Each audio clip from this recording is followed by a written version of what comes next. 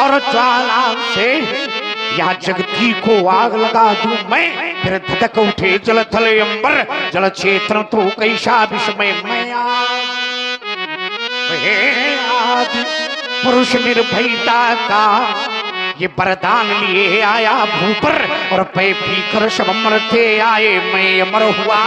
लो विष पीकर अधरों की प्यास बुझाई है, अरे अधरों की प्यास और बुझाई है। ये पीकर मैंने वह आग प्रखर हो जाती दुनिया भस्मसात, जिसको क्षण भर में ही छूकर फिर भय से व्याकुल फिर दुनिया ने, फिर भय से व्याकुल फिर दुनिया ने, फिर भय से व्याकुल फिर दुनिया ने। ये आरंभ किया मेरा पूजन, और मैं नर नारायण नीलकंठ बन गया न इसमें कुछ संशय। क्रोधी तलमन क्रोधी जीवन है क्रोध में। पंडित जी कह रहे हैं वरदान लिए आया कर से, वरदान लेकर के आप आए हैं, लेकिन सुंदरम को लेकर के आपको जाना पड़ेगा। ईमान बेच दो टुकड़ों में, ईमान बेच दो टुकड़ों में, इस नाहर को स्वीकार नहीं। मैं सच्चे पथकारा ही हूँ, कह सकता दिन को रात नहीं। क्यों? क्योंकि परवाह नहीं अगणित बाधाएं, आती हैं तो आने दो। महानाश की तिमिर घटाएं छाती हैं तो छाने दो। क्यों? क्योंकि हमको चिंता किसकी है, हम अपने इस पथ के मत वाले। तूफान प्रलय झंझावों में हम कभी नहीं रुकने वाले। मैं आशावादी मानव हूँ, हो सकता कभी निराश नहीं। क्योंकि जीवन मेरा दास है, लेकिन मैं जीवन का दास नहीं। व्यासी देश के प्रति समर्पित भाव है। क्या है? ओम। अरे कह दो धरती और अंबर से, कह दो धरती और अंबर से, अरे कह दो धरती और अंबर से, अरे कह दो हर काल से मंदिर से, ये चौहाटी से गौहाटी से कह दो, दुश्मन की माटी से कह दो, लोभी मक्कारों से, अरे कह दो लोभे और मक्कारों से, यह जासूसी करने वालों से। जो आंख उठेगी भारत पर वह आंख फोड़ दी जाएगी, और जो भुजा उठेगी भारत पर वह भुजा तोड़ दी जाएगी। जिस देश का दाना खाते हो, जिस देश का दाना खाते हो, अरे पीते हो जिसका पानी, और उस देश के यदि तुम काम न आओ तो है बेकार जवानी। अरे कवि वही है जो कविता में, अरे कवि वही है जो कविता में, अरे भाव भरे तूफानी, और एक बार सब मिलकर बोलो हम सब हैं हिंदुस्तानी। अरे यहाँ अंगूठी नहीं कभी है, अरे यहाँ अंगूठी और नहीं कभी है, और यहाँ तो एक नगीना है। उन देशद्रोहियों से कह दो यह 56 इंची सीना है जो जाति धर्म को बांट रहे हैं, अरे जो जाति धर्म को बांट रहे हैं, अरे है उनकी नादानी। और एक बार सब मिलकर बोलो हम सब हैं हिंदू। व्यास जी, जहाँ अंगूठी नहीं है यहाँ क्या है? यहाँ एक नगीना है। हर सैनिक का नाप के देखो 56 इंची सीना है। सोने की बनी अंगूठी है, उस पर ये जड़ा नगीना है। हर सैनिक का नाप के देखो 56 इंची सीना है। सोने की बनी अंगूठी है, ये चर्चा बहुत पुरानी है। 370 वाली चर्चा गाता हर हिंदुस्तानी। डाली है। आप बोलना चाहते हैं, बोलिए। एक बार मैंने सैनिक से पूछा, सैनिक सीमा पर खड़ा है, क्यों खड़ा है? देश की रक्षा के लिए। मैंने उससे पूछा, तुम घर को छोड़ करके, परिवार को छोड़ करके यहां सीमा पर खड़े हो, क्या तुमको घर से प्रेम नहीं, परिवार से प्रेम नहीं? प्रेम किससे है? तो उसने कहा, ना तो हमें घर से प्रेम है, ना तो परिवार से प्रेम है। तो हमने कहा, फिर प्रेम किससे है? तो उसने कहा, इस मातृभूमि से। और सुन रहे थे आप सभी लोग बड़ी ही सुंदर ये कविताएं जो कि अपने भारत धूम की हैं। इसी कविताओं से प्रभावित हुए भाई शिवचरण बाबूजी, आपकी ओर से 21 मुद्राएं दोनों मूर्तियों के चरणों में प्रदान की गई। बहुत बहुत धन्यवाद, साधुवाद। मैंने कहा, तुमको प्रेम किससे है? तो उसने कहा, देश से। हमने कहा, तुम देश के लिए क्या कर सकते हो? तो उसने कहा, अगर इस देश के लिए हमको देह यानी प्राणों का भी अंत करना पड़े, तब भी मैं सहेस हंस कर के कर सकता हूं। वो कहता है, मुझे न तन चाहिए, तन माने शरीर, मुझे न तन चाहिए न धन चाहिए, अमन से भरा यह वतन चाहिए, जब तक जीवित रहूं इस मातृभूमि के लिए, और जब मैं मरूं तो तिरंगा कफन चाहिए। 4 पंक्तियां उस देश के। हम भारत के भरत खेलते सिंहों की संतान से, कोई देश नहीं दुनिया में बढ़कर हिंदुस्तान से।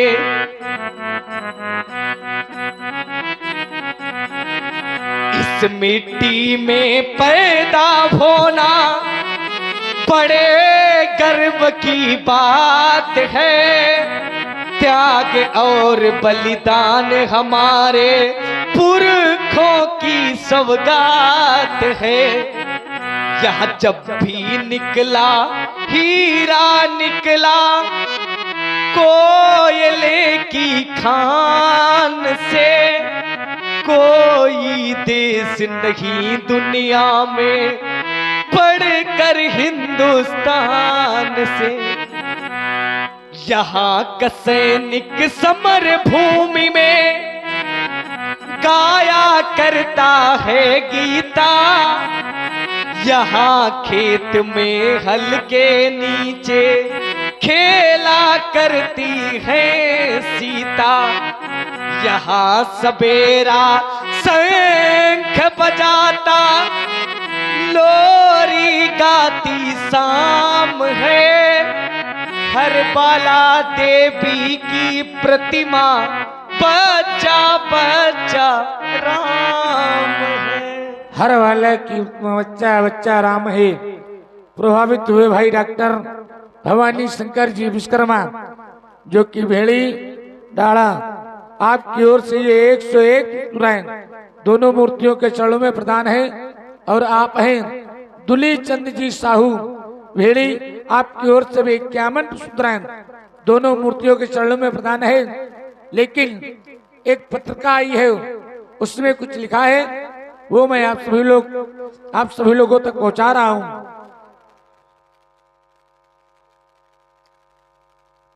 जासु अंश उपजई उपजई गुण नाना, ब्रह्म विष्णु आदि भगवाना, जासु अंश उपजई गुण खानी, उमा रमा अगणित ब्रह्मानी, पूर्ण विवेचना करने की कृपा करें।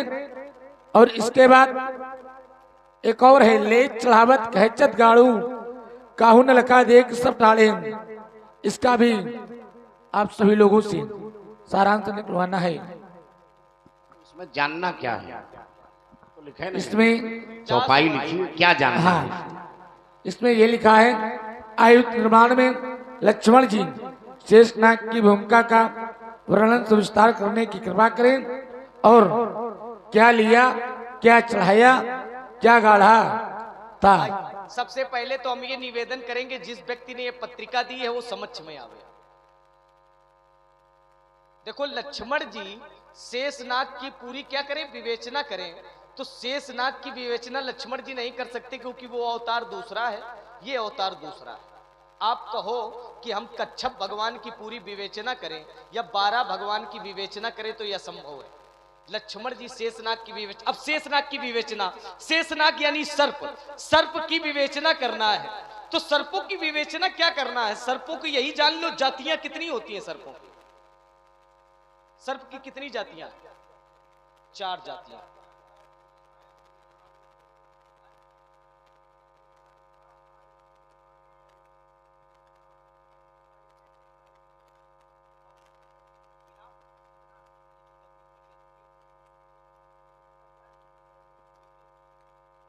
एक प्रमाण और मिलता है स्वामी, इसका एक प्रमाण और मिलता है, लेकिन अध्यात्म रामायण का। ये जितने भी संसार में अस्त्र और शस्त्र हैं, गूढ़ास प्रकाश आप पढ़ रहे हो ना, इसीलिए तो ये गूढ़ रहस्य है। ये कभी जितने ग्रंथ पढ़ोगे उतने में अलग अलग तुमको मिलेगा। जैसे जासु अंश उपजय गुण खानी, आपने ये मानस की एक अर्धाली इसमें लिख के दी है। तो जब आप देवी पुराण पढ़ेंगे तो उसमें आपको मिलेगा कि दुर्गा जी से सारे संसार की उत्पत्ति, यही मिलेगा। लेकिन जिस समय आप शिव पुराण पढ़ेंगे तो आपको यह मिलेगा कि शंकर जी से सारे संसार की उत्पत्ति है। जिस समय आप विष्णु पुराण पढ़ेंगे तो विष्णु पुराण में मिलेगा कि भगवान विष्णु से सारे संसार की उत्पत्ति है। जहां जैसा पढ़ेंगे वैसा मिलेगा। अब एक जगह हमने ऐसा पढ़ा है कि संसार में जितने अस्त्र और शस्त्र हैं, इनके जन्मदाता कौन है, माता पिता कौन है? अध्यात्म रामायण में इसका वर्णन आया है। नहीं है, नहीं है, विश्वकर्मा जी नहीं है। इनके पिता हैं प्रजापति, इनके पिता हैं प्रजापति त्रिसाचु। त्रिसाचु आप कभी पढ़ना, तब आपको मिलेगा जरूर। इनके पिता है प्रजापति त्रिसाचु। इनकी 2 माताएं हैं, एक का नाम है जया, एक का नाम है सुप्रभा। ये प्रजापति त्रिसाचु की 2 पत्नियां हैं। जितना प्रजापति त्रिसाचु जी का सहयोग रहा उतना ही दोनों पत्नियों का सहयोग रहा, इसलिए पति के साथ में पत्नी का भी नाम जुड़ा हुआ। ये हमको प्रमाण मिला कि अस्त्र और शस्त्रों के जन्मदाता ये है।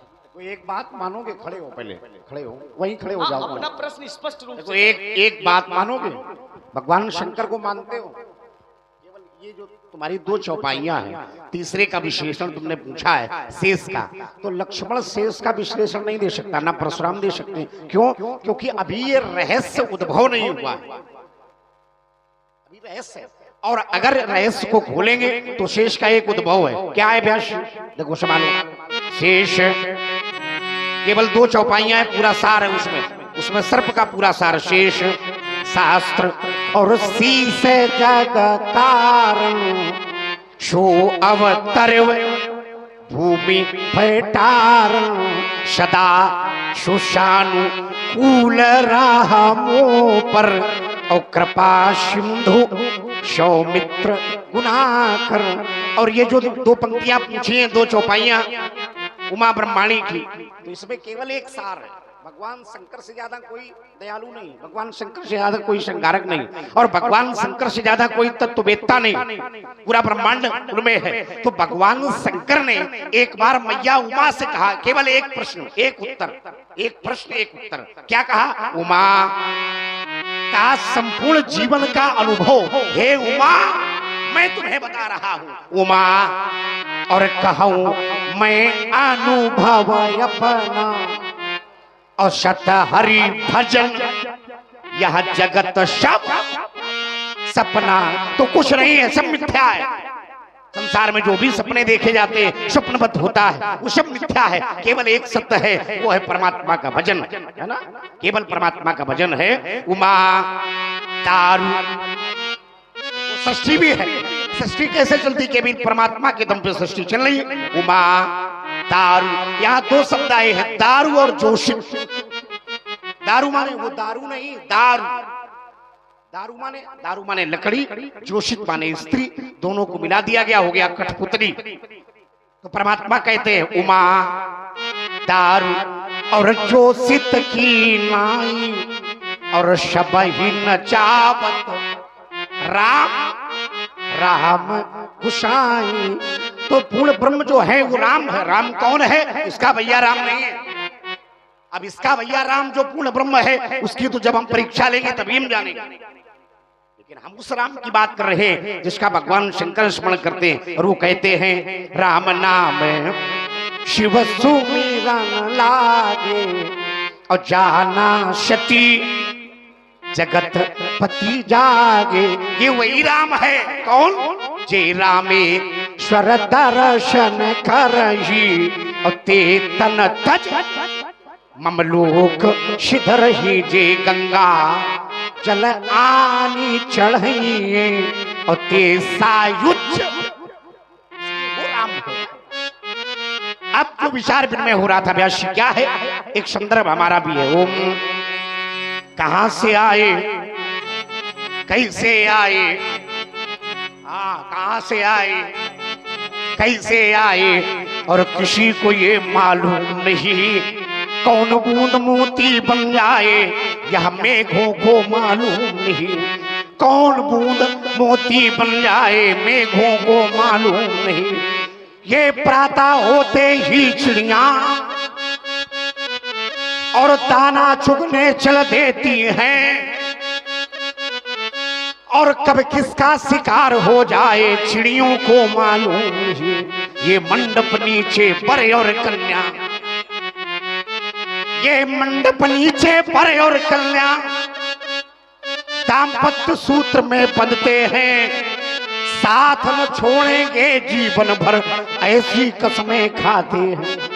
पर कब किसका ये साथ छूट जाए और दंपति को मालूम नहीं। कहां से आए कैसे आए किसी को ये मालूम नहीं। सुनिए आप सभी लोगों ने बड़ी ही सुंदर कविता, कहां से आए कैसे आए ये किसी को मालूम नहीं। प्रभावित हुए भाई डॉक्टर भवानी शंकर जी विश्वकर्मा जो कि भेड़ी चढ़ा के ही हैं, आपकी ओर से पुनः 101 मुद्राएं दोनों मूर्तियों के लिए प्रदान हुई है। और इसी के साथ साथ समिति का भी सहयोग आप है भाई राम कुमार साहू भेड़ी, आपकी ओर से 101 मुद्राएं। और आप हैं बहादुर अनुरागी भेड़ी, आपकी ओर से 51 मुद्राएं। और आप हैं राधा चरण जी साहू, आपकी ओर से 101 मुद्राएं। और आप हैं राम शरण पाल जी, आपकी ओर से भी 51 मुद्राएं। और आप हैं डॉक्टर भवानी शंकर जी विश्वकर्मा वेड़ी, आपकी ओर से 151 मुद्राएं। और आप हैं दुली चंद साहू भेड़ी, आपकी ओर से 151 मुद्राएं। और आप हैं जमुना जी साहू भेड़ी, आपकी ओर से 101 मुद्राएं। और आप हैं पप्पू जी शर्मा भेड़ी, आपकी ओर से भी 101 मुद्राएं प्रदान हुई है। बहुत बहुत धन्यवाद, साधुवाद। चलिए व्यास जी, सर्पों की बात आई थी शेष की, तो नागों के विषय में कुछ हम जरूर बताएंगे। भविष्य पुराण में हमने पढ़ा है यद्यपि नागों की जातियां भी होती हैं, 4 जातियां, ब्राह्मण, क्षत्रिय, वैश्य, शूद्र। ये नागों की 4 जातियां हैं। ये भविष्य पुराण में इसका वर्णन भी है, आप पढ़ भी सकते हैं। और इनके पैर भी होते हैं सर्पों के। कभी देखे किसी ने? न देखे होंगे, न देखे होंगे, लेकिन हमने भी नहीं देखे, पढ़े हैं, देखा नहीं है। यद्यप पढ़ा जरूर है। सर्पों के 240 पैर होते हैं, लेकिन होते कैसे हैं? गाय के रोए के समान, गाय के रोए के समान सर्पों के 240 पैर होते हैं। 220 उंगलियां होती हैं, 220 संधियां होती हैं, जोड़ जिसे जोड़ बोलते हैं, 220 संधियां होती हैं। और सर्पों के 32 दांत होते हैं। ये नई जानकारी है, भविष्य पुराण में इसको पढ़ लेना, मिलेगा जरूर आपको। सर्पों के 4 दाढ़ें होती हैं, 4, और चारों के नाम, एक का काली, कृपाली, मकराक्षी, यमदूती, 4 दाढ़ें हैं सर्पों की। ये है नागों की जातियां। इससे ज्यादा शेष के विषय में आपको और कुछ नहीं बताया जा सकता।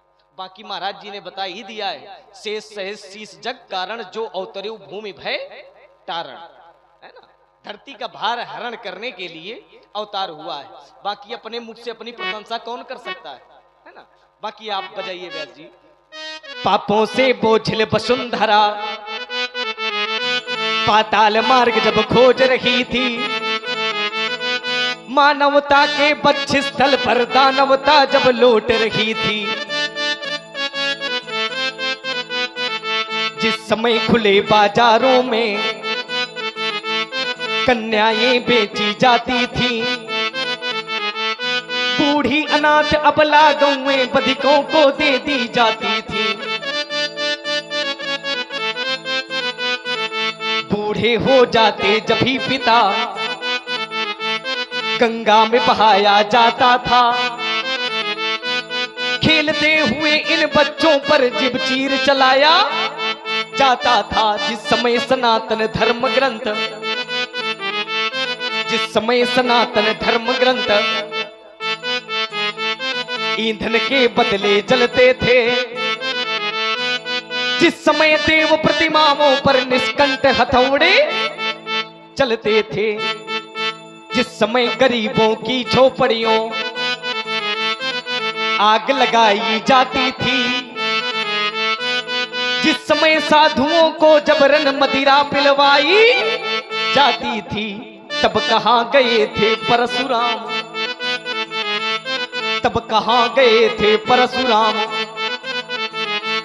तब नहीं सामने आए थे। हाथों में लेकर धनुष बाण ये रघुकुल नंदन आए थे। ये वही वंश है महामुनि जिसने राक्षस दल मारा है। पड़ गए चरण जब पत्थर पर तो पत्थर को भी डारा है। अरे जिस समय लक्ष्मण वसुधा में हासा बाहु का जोश बढ़ा, तो एक भी उधार नहीं रहेगी तुम्हारी। जिस समय लक्ष्मण वसुधा में हासा बाहु का जोश बढ़ा, यदि नहीं सुना तो सुन लेना, और होगा तुमने कभी पढ़ा। ये कभी कभी हो मदोन्मत्त क्रीड़ा करने को जाता था, और जिस नदिया में घुस के निकले उसकी उल्टी धार बहाता था। ये बड़े बड़े ऋषि मुनियों को, ये बड़े बड़े ऋषि मुनियों को और जग में सदा सताता था। दत्तात्रेय का प्रधानी था, सब जग में पूजा जाता था। ये कितनी बहन बेटियों का अपहरण सदा वो करता था, और पृथ्वी की तो बात दूर निर्भय आकाश विचरता था। तब नहीं किसी का पता चला जो सन्मुख उसके आ जाता, और एक बार क्षत्रियता का जग में परचम लहरा। भरा नहीं जो भावों से, भरा नहीं जो भावों से, जिसमें बहती रसधार नहीं। ये हृदय नहीं वो पत्थर है जिसमें स्वदेश का प्यार नहीं। बात चल रही थी मातृभूमि की, बात चल रही थी देश की, बात चल रही थी भारत माता की। त्रिलोक में, संसार में इकलौता एक ऐसा देश है जिसको माता कहा गया है, और त्रिलोक का, संसार का इकलौता ऐसा एक देश है जहां पर संसार में अगर परमात्मा का अवतार हुआ है तो केवल भारत पर, और किसी देश पर भगवान का अवतार नहीं हुआ। क्यों नहीं हुआ? क्योंकि पुत्र सदैव वही जन्म लेता है जहां माता होती है। जहां माता नहीं होती पुत्र जन्म नहीं लेता। पुत्र जन्म तो तभी लेगा जब माता हो। इकलौता ऐसा देश है जिसे भारत माता कहा गया। यहाँ देश का नाम भारत माता, वृक्षों में तुलसी माता, पशुओं में गौ माता, नदियों में गंगा माता, यमुना माता। यहां पर नदियों को भी माता कहा गया, पशुओं को भी माता कहा गया, वृक्षों को भी माता कहा गया। इकलौता ऐसा देश है। तभी जितने भी भगवान के अवतार हुए तो केवल भारत पर ही भगवान के अवतार हुए। मैंने एक सैनिक से पूछा, तुम इस देश से प्रेम कितना करते हो? तो उसने कहा, जमाने भर में मिलते हैं आशिक बहुत, जमाने भर में लोग तो बहुत मिलते हैं, लेकिन आते हैं और चले जाते हैं। जो जन्मे सो निश्चय नासा, जिसका जन्म हुआ है उसकी मृत्यु जरूर है। और संसार में अगर मित्र भी बना लेओगे तो मित्र अगर अच्छा होगा तो जीवन भर साथ देगा, अगर अच्छा नहीं तो आपका ही गला काट के चला जाएगा, आप जान नहीं पाओ। संसार में बताया गया, इस संसार में चंदन शीतल है, सभी लोग जानते हैं। चंदन कैसा है? तो कहा चंदन शीतल है, शीतलता प्रदान करता है। चंदनम शीतलम लोके चंदनादपि चंद्रमा, चंद्र चंदन योर मध्य शीतला साधु संगति। चंदन शीतल है, लेकिन चंदन से भी शीतल है चंद्रमा। चंदन और चंद्रमा अगर दोनों से कोई शीतल है तो वो एक सच्चा मित्र है। लेकिन मित्र कैसा हो? साधु संगति वाला हो। बोलिए आप। और सुन रहे हैं आप सभी लोग बड़ी ही सुंदर प्रस्तुति दोनों मूर्तियों के द्वारा, सभी रसों का आनंद हो रहा है। आप हैं भाई राकेश चंद्र जी द्विवेदी, आपकी ओर से 51 पुष्पराव से दोनों मूर्तियों का सम्मान किया गया है। मंडल की ओर से धन्यवाद, साधुवाद। सैनिक कहता है जमाने भर में मिलते हैं आशिक बहुत, जमाने भर में मिलते हैं आशिक बहुत, मगर वतन से खूबसूरत कोई सनम नहीं होता।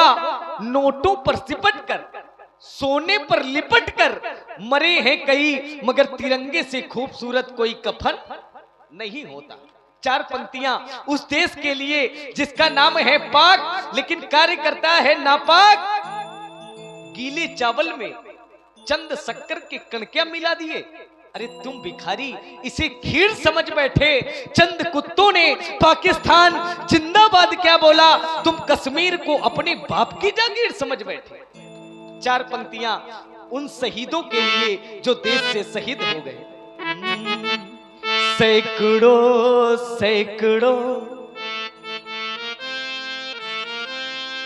सैकड़ों सैकड़ों पार उनको नमन, ओढ़ कर जो गए हैं तिरंगा कफन।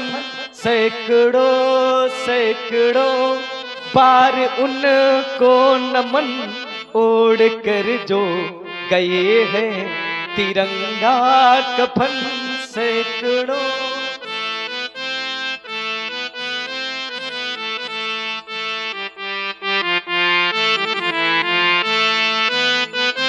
बर्फ की सिल्लियों पर लिटाया गया, बहुत कष्ट दिए गए।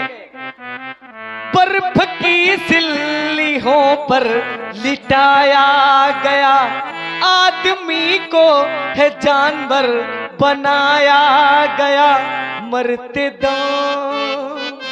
मरते दम भी ये निकला है मेरा वतन, ओढ़ कर जो गए हैं तिरंगा कफन। सैकड़ों सैकड़ों पार उनको नमन, ओढ़ कर जो गए हैं तिरंगा कफन। को नहीं जान विदित संसार। नहीं, हाँ तो फिर ठीक है। व्यास जी हम सभी सनातन धर्मी हैं। अब शेरो शायरी भी लक्ष्मण सुनाने लगा रहे, मुक्तक सुनाओ, अच्छी बात है। लक्ष्मण भी शेरो शायरी सुनाएगा, मुक्तक सुनाओ। देखो हम राजकुमार हैं, हम राजकुमार हैं। राजकुमार हो का मुक्तक सुनाओ। अरे मुक्तक सुनाना है हिंदी साहित्य का। हम राजकुमार हैं। व्यक्ति की पहचान उसके जन्म से नहीं होती। ये मुक्तक व्यक्ति की पहचान उसके जन्म से नहीं होती, ना ही उसके धन से होती है। व्यक्ति की पहचान उसके मन से होती है। और छोटे मन से कोई बड़ा नहीं होता, टूटे मन से कोई खड़ा नहीं होता।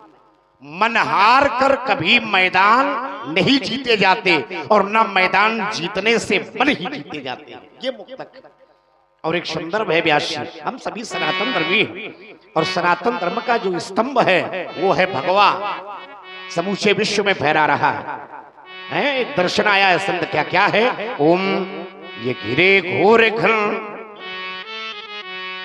ये घिरे घोर घन दासता के भयंकर,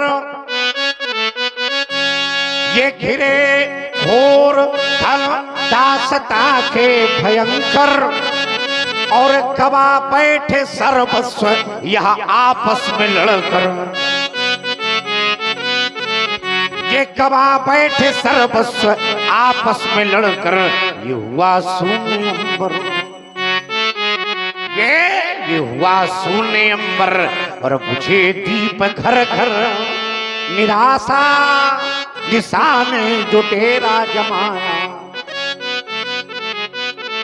ये निराशा निशाने जो डेरा जमाया, जय चंद्र के दुष्ट द्रोह का फल था, जो अब तक अंधेरा और सवेरा न लाया। पर मगर घोर तम में पराजय के गम में, पर मगर घोर तम में पराजय के गम में और हिंसा के पसल यह दुश्मनों के नयन में। लक्ष्मण ये गगन में लहरता वाणी, ये गगन में लहरता ये भगवा हमारा, और गगन में लहरता ये भगवा हमारा। ये साधारण नहीं है, ये भगवा है पद्मिन की जौहर की ज्वाला, ये भगवा है पद्मिन की जौहर की ज्वाला, और मिटाती अमावस यह लुटाती उजाला। यही एक इतिहास, अरे अरे यही एक इतिहास क्या रचन डाला, और गगन में लहरता ये भगवा हमारा। व्यासील का भी दर्शन हो क्या है? व्यासी गगन में लहरता ये भगवा हमारा। हमको एक बात याद आ गई, जैसे ही परशुराम जी ने प्रथम वक्तव्य प्रारंभ किया था तो सबसे पहले कहा था कि राजनीति का प्रवेश हर जगह है, राजनीति का प्रवेश हर जगह है। हमने राजा जनक से पूछा, जनक ने नहीं बताया, इसका भैया बोल उठा, भैया ने बताया, भैया चले गए, ये बोल उठा। राजनीति का प्रवेश हर जगह है। हम कहते हैं हम तो राजकुमार हैं, हम अगर राजनीति करें तो चलेगा क्योंकि राजा महाराजाओं के लड़के हैं, लेकिन अगर ब्राह्मण राजनीति करेंगे, गगन में लहरता ये भगवा हमारा, गगन में लहरता ये तिरंगा हमारा, ये तो देश का प्रतीक है, लेकिन गगन में लहरता भगवा हमारा ये देश का प्रतीक नहीं है बल्कि संकेत कहीं और जाता है। ये अपने बाप से पूछो, यही राजनीति है। ये अपने बाप से पूछो कि किसका संकेत है? यही राजनीति। तुम्हारा बाप तुम्हें बताएगा। देखो ये जो संकेत है ये सनातन का संकेत है, देखो ये धर्म का संकेत है, ये विचारधारा का संकेत है, ये धर्मावलंबियों का संकेत है। इसी बात कर रहे हो। अब देखो विचार ये करो, विचार विनिमय की आवश्यकता है। तुमने कहा राजनीति का प्रयोग अगर राजकुमार करें तो अच्छी बात है, बिल्कुल अच्छी बात, लेकिन संत महात्माओं को नहीं करनी चाहिए। राजनीति का जो ताला है, उसकी जो चाबी है, वो हम जैसे महात्माओं के पास सुरक्षित है। नहीं अच्छी बात और दूसरी जगह अगर चली जाएगी तो फिर मर जाओगे। तो देखो ये तो सत्यता है कि अगर अरे एक तुम्हारा बाप जवानी से बुढ़ापा आ गया, तुम्हारे बाप को कोई संतान नहीं हो रही थी, तो तुम्हारे बाप ने कहा कि ताला तो लगा है, चाबी कहाँ है? तो तुम्हारे गुरु वशिष्ठ ने कहा, जो कुल गुरु थे गुरु वशिष्ठ, उन्होंने कहा कि महाराज चाबी तो संतों के पास में है, तो संगी ऋषि को बुलाओ, पुत्रेश कराओ। तब चाबी ढूंढने चल दिए। तो ये चौथी अवस्था में बुढ़ापे की संतान जो ये सामने दिखाई पड़ रही है, ये संतों की प्रसाद, संतों का प्रसाद है। तो ये राजनीति का फल है जो तुम यहाँ पर दिखाई पड़ रहे हो। सुनो तो अच्छी बात है, ये संतों का प्रसाद है। मान लो अगर संतों की कृपा ना होती तो क्या ये प्रसाद न मिलता? क्या हम लोगों का जन्म ना होता? नहीं, मान लो अगर आप लोग संत महात्मा लोग कृपा न करते तो क्या होता? जन्म ना होता। हमसे पूछ रहे हो कि इनसे? नहीं, हम आप से पूछ रहे हैं। हम तो कह रहे हैं कि नहीं होता, नहीं होता। हम कहते हैं होता। क्यों? क्योंकि परमात्मा ने पहले ही कह रखा है, कश्यप अदिति महातप कीन्हा, तिनको मैं पूरब पर दीन्हा, ते दशरथ कौशल्या रूपा, और कौशलपुरी प्रगट नर भूपा। अब उसमें सुन तो लो, बोले हो, अच्छा बोलते हो, हम कहते हैं नहीं बोलते हो, अच्छा बोलते हो, बोलो। सुनाओ। इसमें माध्यम संत बन गए। माध्यम अब माध्यम संत बन गए तो हमारा साधु संतों का कोई विरोध थोड़ी है, न तो ब्राह्मणों का विरोध है।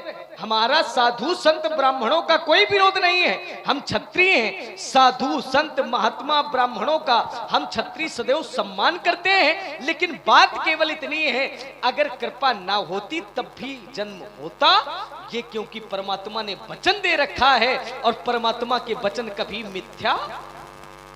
लक्ष्मण कह रहा है कि परमात्मा ने वचन दिया है, साधु संतों की कृपा हो चाहे ना हो।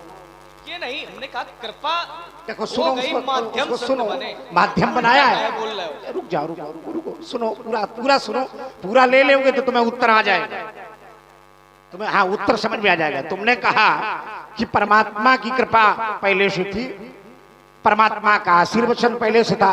अच्छा, परमात्मा का वरदान जो मनुष्य रूपा और कश्यप आदित्य को जो दिया गया है, वो कब दिया गया है? ध्यान देना, पूर्व जन्म में वरदान दिया गया है, पूर्व जन्म में।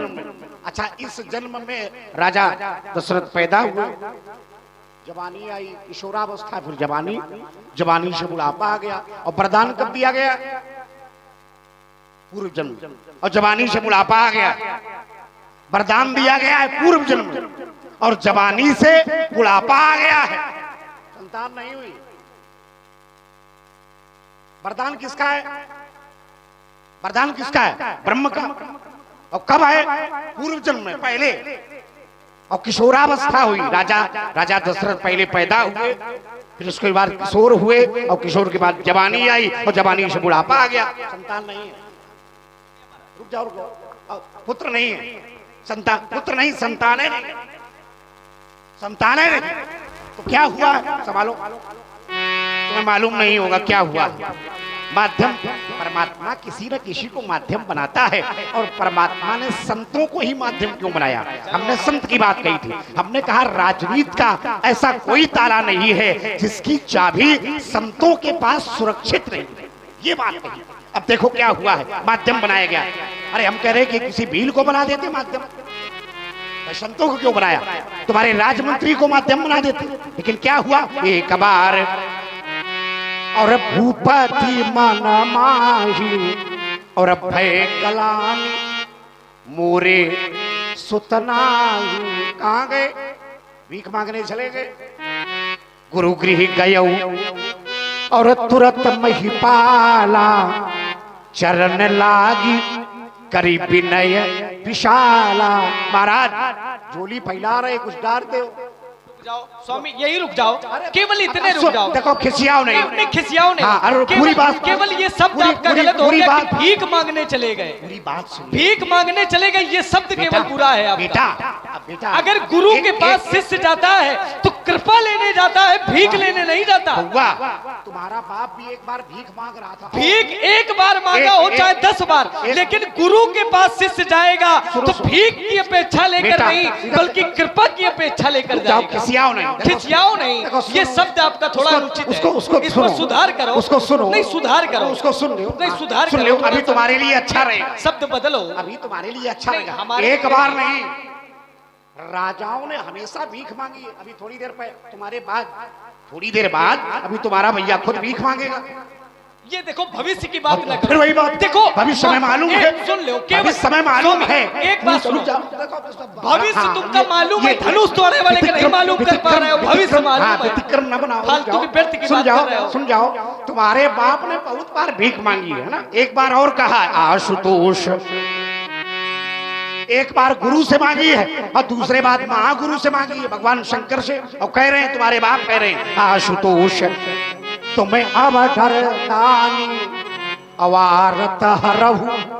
क्या करें महाराज, मरे जा रहे बालकों को बचा ले। आरत हरहु तीन जन जानी। ये कौन है? ये कौन कह रहा है? तुम्हारे बाप। हमने नहीं कहा है। पुत्रों की हमने देखो, संतों की जो विवेचना है, संतों का जो कर्तव्य है, रुक जाओ, संतों का जो देखो, ऐसे ऐसे संत हुए हैं। हाँ, पोल पट्टी खुलवाओ नहीं हो गया। तो हमारे यहाँ ऐसे ऐसे संत हुए हैं, जो संत तुम्हें लिए घूम रहे हैं। ये बड़े विचित्र हैं। इन्होंने तुम्हारे वंश के एक राजा हरिश्चंद्र को बंगी बना दिया था। हमका पता है। हाँ, ये बड़े विचित्र हैं। इन्होंने तुम्हारे वंश के एक राजा त्रिशंकु को उल्टा लटका दिया। ना बेचारा ऊपर जा पाया, ना नीचे आ पाया, उल्टा लटका अभी भी। मुख से एक लार निकली, वो नदी के रूप में परिवर्तित हो गई, नाम रखा गया कर्मनाशा। महात्माओं की बड़ी विचित्र लीला। ऐसे ही तुम्हारे सामने जो खड़ा है, ये भी बड़ा विचित्र महात्मा है। हाँ, लीला विचित्र। आप बोलो फिर बताएं। और सुन रहे हैं आप तो लोग, बड़ी ही सुंदर प्रस्तुति संवाद की। तो प्रभावित हुए भाई मुन्ना मिस्त्री जी, आपकी ओर से 51 मुद्राएं दोनों मूर्तियों के चरणों में। इसी के साथ साथ समित का भी सहयोग। जमुना जी खंगार भेड़ी, आपकी ओर से 101 मुद्राएं और आप हैं। पप्पू जी स्तरमा भेड़ी, आपकी ओर से 101 मुद्राएं और आप हैं। बाबा ढाबा भेड़ी, आपकी ओर से 151 मुद्राएं और आप हैं। कल्लू प्रजा कारीगर, आपकी ओर से भी 111 मुद्राएं और आप हैं। पहाड़ सिंह ढीमर भेड़ी, आपकी ओर से भी 101 मुद्राएं और आप हैं। मुन्ना जी मिस्त्री, आपकी ओर से 251 मुद्राएं और आप हैं। विराट छोटा सा बालक है, आपकी ओर से भी 101 मुद्राएं और आप हैं। मोनू सिंह जी रघुवंशी, जो कि कोषाध्यक्ष कमेटी से हैं, आपकी ओर से भी 1101 मुद्राएं प्रदान हुई हैं और आप हैं। दिनेश जी विश्वकर्मा, आपकी ओर से 51 मुद्राएं समित को प्रदान हुई। बहुत बहुत धन्यवाद, साधुवाद। उत्तर भी लगाते रहो। चलिए व्यास जी, एक बार भूपति मनमाही भय ग्लानि मोरे सुत नाही, गुरु ग्रह गयो तुरंत महिपाला और चरण लाग करी विनय विशाला, निज दुख सुख सब गुरु ही सुनायो। इसमें भीख मांगना कहा? इस पूरी अर्धालियों में केवल ये बता देना कि भीख मांगना कहाँ है। शिष्य अगर गुरु के पास जाकर के अपना दुख और सुख सुनाता है तो क्या भीख मांगता है? ये शिष्य का कर्तव्य है। अगर शिष्य के पास कोई समस्या आ जाए तो कर्तव्य है शिष्य का कि अपनी समस्या का समाधान गुरु के पास जाकर के करे। एक यह मतलब नहीं है कि भीख मांग ले जाए। भीख मांगे का है तो कटोरा लेके निकल जाए। कटोरा ले में ज्यादा भीख मिल रही, बता रहे हो भीख मांगने पहुंच गए। ऐसे शब्दों का प्रयोग करते हो, क्या बताएं। निज दुख सुख सब गुरु ही सुनायो। ये निज दुख और सुख उन्होंने वशिष्ठ जी को सुनाया, गुरुदेव को। ये गुरु का कर्तव्य है, ये शिष्य का कर्तव्य है कि गुरु से कहे जा करके, क्योंकि गुरु और शिष्य के परस्पर तार जुड़े होते हैं। अगर शिष्य गलत करे तो उसका दशांश गुरु को भोगना पड़ता है। अगर गुरु गलत करता है तो उसका भोग शिष्य को भोगना पड़ता है। जैसे जो व्यक्ति गुरुमुख हो गए होंगे, जिन्होंने कंठी पहन ली होगी, दीक्षा ले लिया होगा, गुरुदेव भगवान के आदेश का अगर पालन नहीं करते होंगे तो उनका दशांश गुरुदेव को भोगना पड़ेगा। ना तो गुरुदेव तुम्हारे घर के हैं, ना परिवार के हैं, लेकिन घर परिवार सबसे बढ़कर के गुरुदेव तुम्हारे हैं। क्योंकि गुरु से ही परमात्मा मिलते हैं, परमात्मा से कभी गुरु नहीं मिलते हैं। तो गुरु से शिष्य अगर अपने दुख और सुख सुनाता है तो भीख नहीं मांगता है। एक अर्धाली और अपने पढ़ी, आशुतोष तुम अवघड़ दानी और आरती हरो दीन जनु जानी। इसमें भी कहां भीख मांगा जा रहा है। आरत माने कष्ट, दीन जान करके आप हमारे कष्टों का निवारण करें। अगर हम गुरु के पास गए, हमने कहा गुरुदेव इस सेवक को दीन जान करके कष्टों का निवारण करें, तो इसमें क्या भीख मांगना हो गया? भीख मांगना हो गया क्या? भीख मांगना तो नहीं हुआ। जैसे पुत्र है, पुत्र अपने पिता से कुछ मांगे तो क्या भीख मांग रहा है? ये कर्तव्य है पुत्र का। क्यों? क्योंकि पिता ने उसको जन्म दिया है, तो पिता का अधिकार है कि पुत्र की आज्ञा का पालन करे, लेकिन पुत्र अनुचित न करे, गलत न करे। अब पुत्र यो ना होए कि पुत्र इतना गलत ना कर दे कि भगवाने के विरोध में खड़ा हो ही जाए, फिर जाए पिताजी के पास कि पिताजी यो काम कर दें, तब पिताजी नहीं करेंगे, तब तो गलत हो जाएगा। लेकिन अगर पुत्र कर्तव्य मार्ग पर चल रहा है तो फिर पिता का यह कर्तव्य है कि पिता उसके कर्तव्यों का पालन करे, और शिष्य का यह कर्तव्य है कि उसके हृदय पर अगर कोई संशय है, अगर कोई दुख है, अगर कोई सुख है, तो वो गुरु को अपने सुनावे। वही स्थिति हमारे पिताजी के है। हमारे पिताजी ने वशिष्ठ जी को क्या सुनाया? निज, निज माने अपना, दुख सुख, दुख और सुख सुनाया। उन्होंने भीख मांगी नहीं, बल्कि उन्होंने बिना मांगे दे दिया। बिना मांगे, बिना मांगे उन्होंने दिया, मांगा नहीं। उन्होंने जैसे ही अपना दुख और सुख सुनाया तो वशिष्ठ जी ने कृपा कर दी, बोले एक नहीं जाओ 4 पुत्र होंगे। ये गुरुदेव की कृपा है। क्यों व्यास जी? अब आप सील सुनाए। ओ कहबु लखन मुनिशील मुनिशील तुम्हारा को नहीं जाना विदित संसार। को नहीं जान विदित संसार। आपके सील को, आपके यश को कौन नहीं जानता? आपका सील, आपका यश त्रिलोक पर व्याप्त है। आपने क्या किया था? ओ माता पिता ही उरिन भयनी के गुरु ऋण रहा सोच बड़ जी के। आपने अपनी माता का वध कर दिया था। आपने अपनी माँ का कैसे वध किया होगा? माता का वात्सल्य, वो वात्सल्य होता है, अब क्या बताएं, पिता से 1000 गुना माता का स्थान। आपने अपनी माँ का वध किया, माता को पुनर्जीवन दान दिया, तो माता के ऋण से आप उऋण हो गए। आपके पिता का शास्त्राबाहु के पुत्रों ने वध कर दिया था, तो आपने मृत संजीवनी विद्या के माध्यम से पिता को जीवन दान दिया, इसलिए आप पिता के ऋण से भी उऋण हो गए। एक ऋण शेष रह गया। गुरु ऋण रहा सोच बड़ जी के, सो जनु हमारे माथे काढ़ा। गुरु का ऋण शेष रह गया, वो आपने हमारे मस्तक पर काट रखा। दिन चढ़ी गयो, दिन चली गयो, ब्याज बहु बढ़ा। दिन अत्यधिक हो गए हैं, ब्याज अत्यधिक हो गया है। अब निवेदन ये करता हूं, अब आनी व्यवहारिया बोली, तुरंत देव मैं थैली खोली। आप अपने व्यवहारियों को बुला ले जो ऋण शेष है। जैसे कोई धन ले तो धन किसी के सामने व्यक्ति को देना चाहिए। आपका ऋण जो शेष है, आप व्यवहारियों को बुला ले तो व्यवहारी साक्षी हो जाएंगे। उन्हीं के सामने मैं अपनी थैली खोल करके आपका शेष ऋण चुकता। लक्ष्मण कह रहा अब आनी बिहोरिया बोली, तुरंत देव में थैली खोली। व्यवहार नाम भगवान शंकर का। भगवान शंकर परोक्ष में है और प्रत्यक्ष में भगवान शंकर के भक्त बैठे।